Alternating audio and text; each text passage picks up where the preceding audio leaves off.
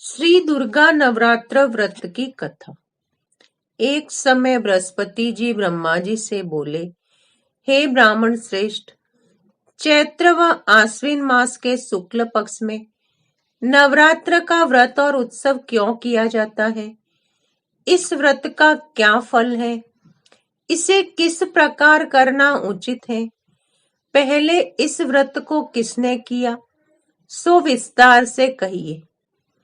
बृहस्पति जी का ऐसा प्रश्न सुनकर ब्रह्मा जी ने कहा, हे बृहस्पति, प्राणियों के हित की इच्छा से तुमने बहुत अच्छा प्रश्न किया है। जो मनुष्य मनोरथ पूर्ण करने वाली दुर्गा, महादेव, सूर्य और नारायण का ध्यान करते हैं, वे मनुष्य धन्य हैं।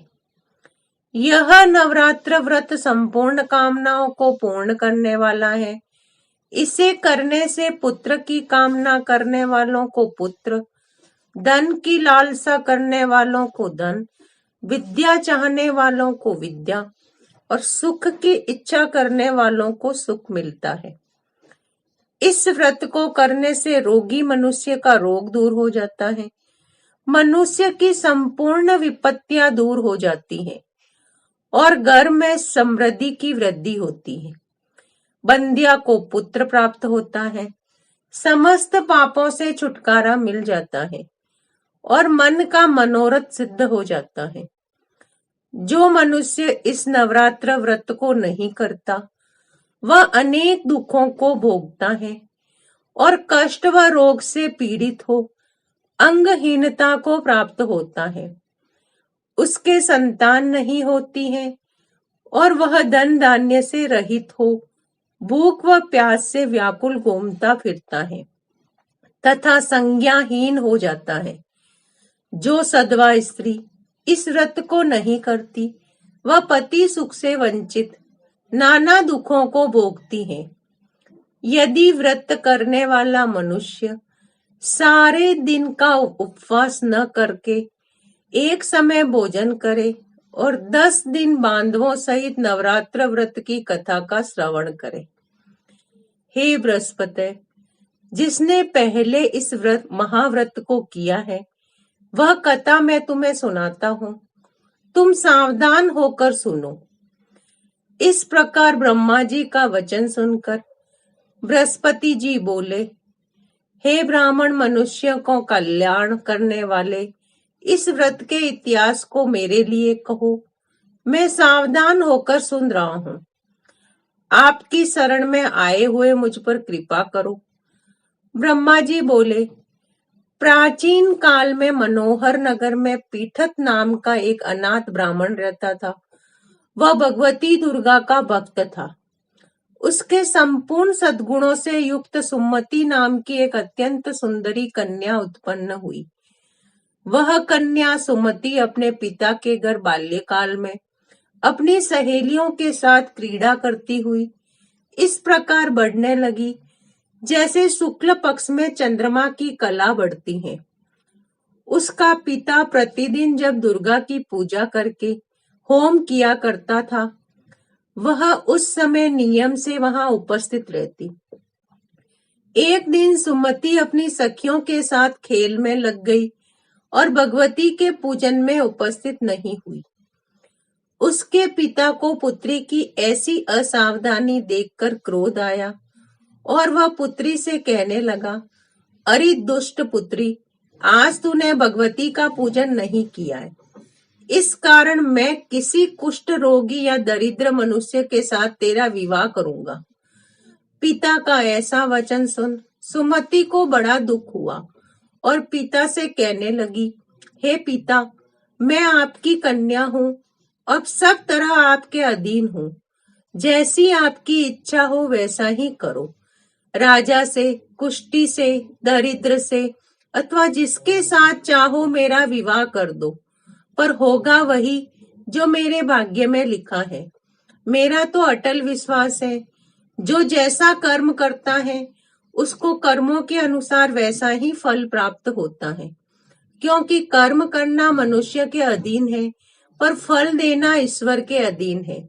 जैसे अग्नि में पड़ने से तृण आदि उसको अधिक प्रदीप्त कर देते हैं, इस प्रकार कन्या के निर्भयता से कहे हुए वचन सुनकर उस ब्राह्मण ने क्रोधित हो अपनी कन्या का विवाह एक कुष्टी के साथ कर दिया और अत्यंत क्रोधित हो पुत्री से कहने लगा, हे पुत्री, अपने कर्म का फल भोगो।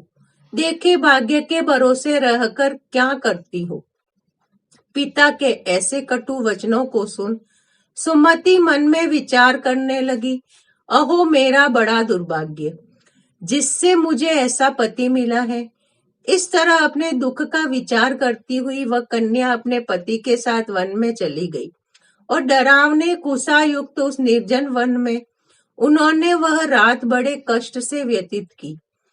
उस गरीब बालिका की ऐसी दशा देख देवी भगवती ने पूर्व पुण्य के प्रभाव से प्रकट हो सुमति से कहा, हे दीन ब्राह्मणी, मैं तुझसे प्रसन्न हूँ, तुम जो चाहो सो वरदान मांग सकती हो।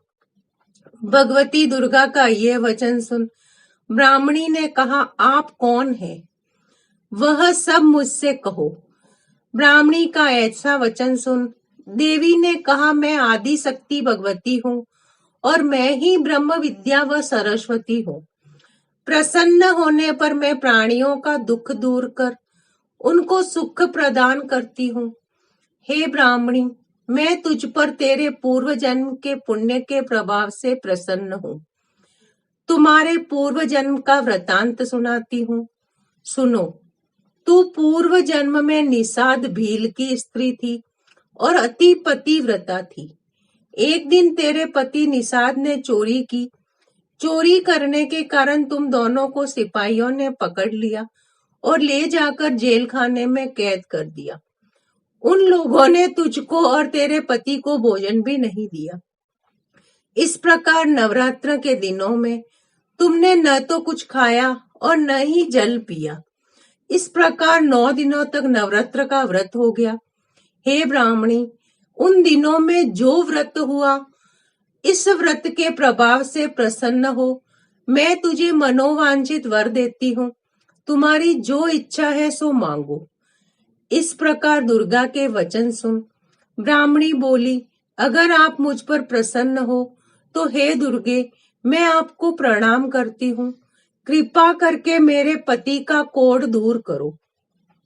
देवी ने कहा, उन दिनों तुमने जो व्रत किया था उस व्रत का एक दिन का पुण्य पति का कोढ़ दूर करने के लिए अर्पण करो। उस पुण्य के प्रताप से तेरा पति कोढ़ से मुक्त हो जाएगा। ब्रह्मा जी बोले, इस प्रकार देवी के वचन सुन वह ब्राह्मणी बहुत प्रसन्न हुई और पति को निरोग करने की इच्छा से जब उसने तथास्तु ऐसा वचन कहा तो उसके पति का शरीर भगवती दुर्गा की कृपा से कुष्ठ रोग से रहित हो अति कांतिवान हो गया। वह ब्राह्मणी पति की मनोहर देह को देख देवी की स्तुति करने लगी, हे दुर्गे, आप दुर्गति को दूर करने वाली, तीनों लोकों का संताप हरने वाली, समस्त दुखों को दूर करने वाली, रोगी मनुष्य को निरोग करने वाली, प्रसन्न हो मनोवांछित वर देने वाली और दुष्टों का नाश करने वाली जगत की माता हो। हे जगदम्बे, मुझ निरपराध अबला को मेरे पिता ने कुष्ठी मनुष्य के साथ विवाह कर घर से निकाल दिया। पिता से तिरस्कृत निर्जन वन में विचर रही हूँ। आपने मेरा इस विपदा से उद्धार किया है। हे देवी, मैं आपको प्रणाम करती हूँ, मेरी रक्षा करो। ब्रह्मा जी बोले, हे बृहस्पति, उस ब्राह्मणी की ऐसी स्तुति सुन देवी बहुत प्रसन्न हुई और ब्राह्मणी से कहा, हे ब्राह्मणी, तेरे उदालय नाम अति बुद्धिवान, धनवान, कीर्तिवान और जितेंद्रिय पुत्र शीघ्र उत्पन्न होगा, ऐसा वर प्रदान कर। देवी ने ब्राह्मणी से फिर कहा कि हे ब्राह्मणी, और जो कुछ भी तेरी इच्छा हो मांग ले। भगवती दुर्गा का ऐसा वचन सुन सुमति ने कहा कि हे भगवती दुर्गे, अगर आप मुझ पर प्रसन्न हैं, तो कृपा कर मुझे नवरात्र व्रत की विधि और उसके फल का विस्तार से वर्णन कर। महात्म्य। इस प्रकार ब्राह्मणी के वचन सुन दुर्गा ने कहा, हे ब्राह्मणी, मैं तुम्हें संपूर्ण पापों को दूर करने वाले नवरात्र की विधि बतलाती हूँ, जिसको सुनने से मोक्ष की प्राप्ति होती है। अश्विन मास के शुक्ल पक्ष की प्रतिपदा से 9 दिनों तक विधि पूर्वक नवरात्र करे, व्रत करे। यदि दिन भर का व्रत न कर सके तो एक समय भोजन करे।